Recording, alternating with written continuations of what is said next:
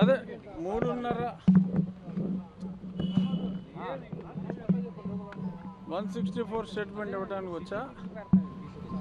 3:30 నుంచి ఆల్మోస్ట్ 5 నిమిషాలు తక్కువ 7 వరకు ఆ స్టేట్మెంట్ ఇవ్వడం జరిగింది.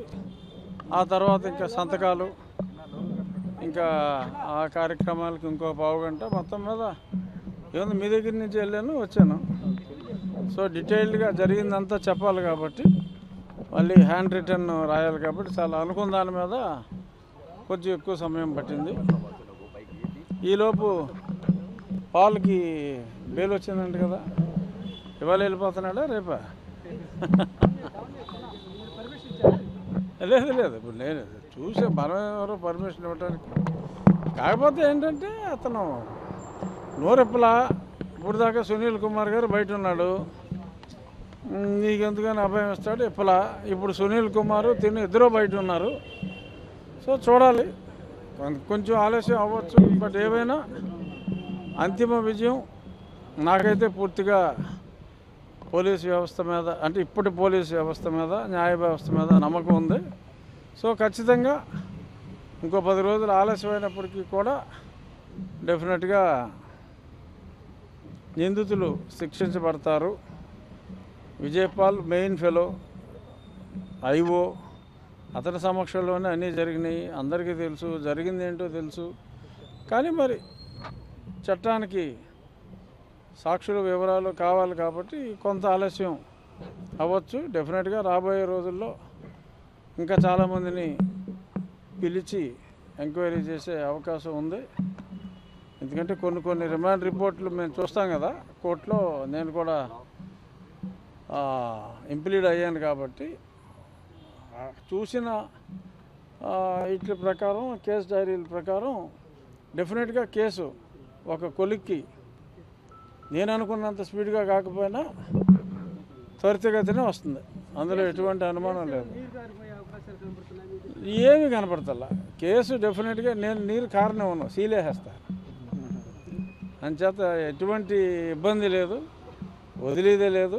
ఎందుకంటే అన్ని వివరాలు మాకు తెలుసు కాబట్టి ఎవడు ఏం చేయలేడు. లేదు ఒకప్పుడు ఉండేది, ఇప్పుడు బాగా స్ట్రాంగ్ అయింది.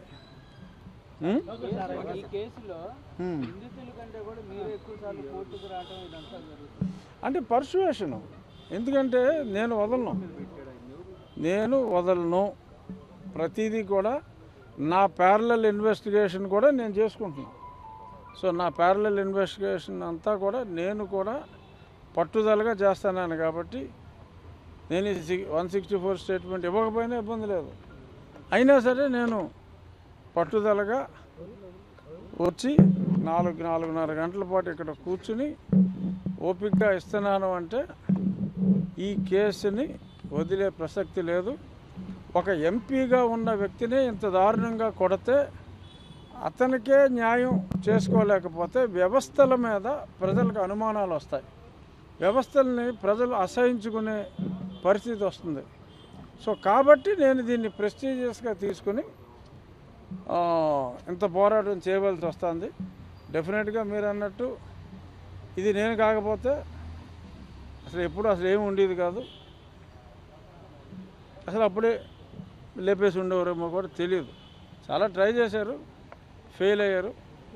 డెఫినెట్గా న్యాయం జరుగుతుంది. మీరేమో విచారణకు సంబంధించి స్టేట్మెంట్ రికార్డు కోసం ప్రభావతి గారు వాళ్ళ హస్బెండ్ కూడా సేమ్ ఈ కోర్టు దగ్గరికి వచ్చి మీడియా వాళ్ళతో చాలామంది మాట్లాడారు.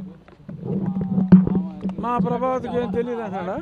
అవార్డులు అవన్నీ మీరు చూశారు కదా, కనీసం ఆ ముందు జరిగినటువంటి స్టేట్మెంట్లు ఆధారాలు ఇన్నున్నా కూడా కావాలని తప్పుదారి పట్టిస్తున్నారని కూడా ఆయన మాట్లాడారు. ప్రభావతి రిపోర్ట్లు మార్చింది అన్నదే నిజమమ్మా. ఆవిడ పేరు ప్రభావతి అన్నది ఎంత నిజమో, ఆవిడ రిపోర్ట్లు మార్చింది అన్నది అంతకన్నా నిజం. అసలు సింపుల్గా ఒకటి చెప్తా, ప్రభావతిని హైకోర్టు వాళ్ళు నన్ను అరెస్ట్ చేసిన మే 14 తీసుకొచ్చి కొట్టారు కదా, 16వ తారీఖు మధ్యాహ్నం 12 గంటలకు రిపోర్ట్ ఇవ్వమన్నారు. 12 గంటలకు రిపోర్ట్ ఇవ్వమంటే ఈ పోలీసు వాడు అప్పుడు దిలీప్ కుమార్ అని ఎవడో ఉన్నాడు, ఎయిడ్స్ వచ్చి వచ్చాడు. ఆ దిలీప్ కుమార్ నన్ను తీసుకెళ్ళి జైల్లో పెట్టి 4:30కి జైల్లో పెడితే నన్ను జైల్లోకి వెళ్ళానని ఎన్ష్యూర్ చేసుకుని ప్రభావతి రిపోర్ట్ రిలీజ్ చేసింది. అప్పుడు కోర్టుకు వెళ్ళింది రిపోర్టు. 12 గంటలకు హైకోర్టు ఇమ్మంటే నన్ను ఇంకొక హాస్పిటల్కి తీసుకెళ్ళమంటే రమేష్ హాస్పిటల్కి తీసుకెళ్లకుండా డైరెక్ట్గా జైల్లో పెట్టి ఆ తర్వాత కోర్టులో రిపోర్ట్ ఇచ్చారు. అప్పుడు కోర్టు నన్ను పిలిపించమంటే సుధాకర్ రెడ్డి లేదు ఆల్రెడీ జైల్లో ఉన్నాడు, ఇప్పుడు జైలు తలుపులు తెరిచి తీసుకురావడానికి కుదరదు అని అంతా ప్లాన్ చేసిన కుట్ర. ఆ కుట్రలో ప్రభావతి ప్రముఖ పాత్ర వహించిన మాట నిజం. సరే ఎప్పుడో మెడల్ వచ్చింది, ఇవన్నీ ఎలా కుదురుతాయి? మెడల్ వచ్చిన దానికి ఈ రిపోర్ట్లు మార్చిన దానికి సంబంధం ఉంది. అప్పుడు బాగా చదువుకుని ఉండొచ్చు, మెరిట్లో పాస్ అయి ఉండొచ్చు, బట్ దానికి మొగుడు ప్రలోభమా లేకపోతే ఆ మొగుడిని ప్రలోభం చేసిన ఒక ప్రముఖ రాజకీయవేత్త వెనకాల ఎవడున్నాడో మీకు అర్థమైపోద్దిలే. సో ఎవడు వెనకాల ఉండి ఇన్ఫ్లుయెన్స్ చేశాడో తెలుసు, బట్ ఓపెన్గా పేర్లు చెప్తే ఇప్పుడు బాగోదు. బట్ డెఫినెట్గా ప్రభావతి గారు కుమ్మక్కయ్యారన్నది నిజం. రవి గారు మీ దగ్గరికి వచ్చి ఎన్ని చెప్పినా అల్టిమేట్గా నిజం బయటికి రాకపోదు. బట్ రవికి తెలుసు అంతా, ఎందుకంటే చెప్పింది ఆయనే కదా. సార్ ఇన్నాళ్ళు అవుతున్నా కానీ ప్రభావతిని అరెస్ట్ చేయడానికి ఎందుకని ఆలస్యం అవుతుంది అసలు? అంటే సుప్రీంకోర్టులో ఆవిడ బెయిల్ తెచ్చుకుందిగా, పారిపోయిన తర్వాత ఆవిడ వచ్చింది, సుప్రీంకోర్టులో బెయిల్ తెచ్చుకుంది. ఇప్పుడు పిలిచినప్పుడు వెళ్ళాలి, పిలుస్తారు. ఇప్పటికీ కూడా నిజం చెప్పకపోతే సుప్రీంకోర్టులో ఇంకొక 3 వారాల్లో వస్తుంది. నన్ను కౌంటర్ వేయమన్నారు, మా కౌంటర్ కూడా వేస్తాం. దాని తర్వాత 2 వారాల్లో ప్రభావతి గారు కౌంటర్ వేయాలి. మరి ఆవిడ కూడా బాగా రిచ్ లేడీ అనుకుంటా, బాగా సీనియర్ కౌన్సిల్ 10-15 లక్షలు తీసుకునే వాళ్ళని ఎంగేజ్ చేశారు. సో అప్పుడు ఆవిడ కోఆపరేషన్ ఉంటే ఇక్కడ ఆ బెయిల్ కంటిన్యూ అవుతుంది. ఆవిడ కోఆపరేట్ చేయకపోతే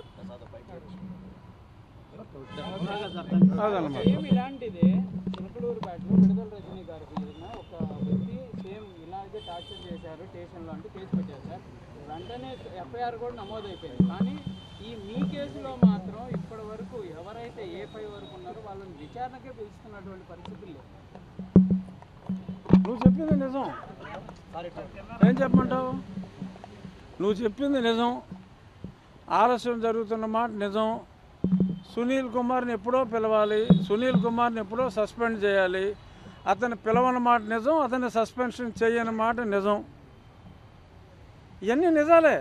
బట్ ఇన్ని నిజాలున్నా నమ్మకం అనేది ఒకటి నన్ను నడిపిస్తుంది. చూద్దాం ఎన్ని రోజులు సస్పెండ్ చేయకుండా ఉంటారు, ఎన్ని రోజులు ఎవడు కాపాడతాడు?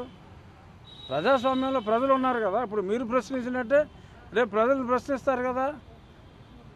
రజనీ మీద కేసు పెట్టిన వాళ్ళకి న్యాయం చేస్తారు, రాజుగారు పెట్టిన వాళ్ళకి న్యాయం చేయరని ప్రజలు అడుగుతారు కదా. వాళ్ళు మీరు అడిగారు, రేపు 100 మంది అడుగుతారు, ఎల్లుండి 1000 మంది అడుగుతారు. ఎంతమందిని ఎన్ని రోజులు కాపాడగలరు ఎవరైనా? బట్ ఎవడు కాపాడుతున్నాడో నాకు తెలియదు. బట్ ఎవడైనా ఎన్ని రోజులు ఎక్కువ రోజులు కాపాడలేరు. సో కాబట్టి డెఫినెట్గా ఇప్పుడు దాకా సోదరుడు అడిగిన మాట నిజం, కానీ అది ఎక్కువ రోజులు జరగదు. అది ఓకే.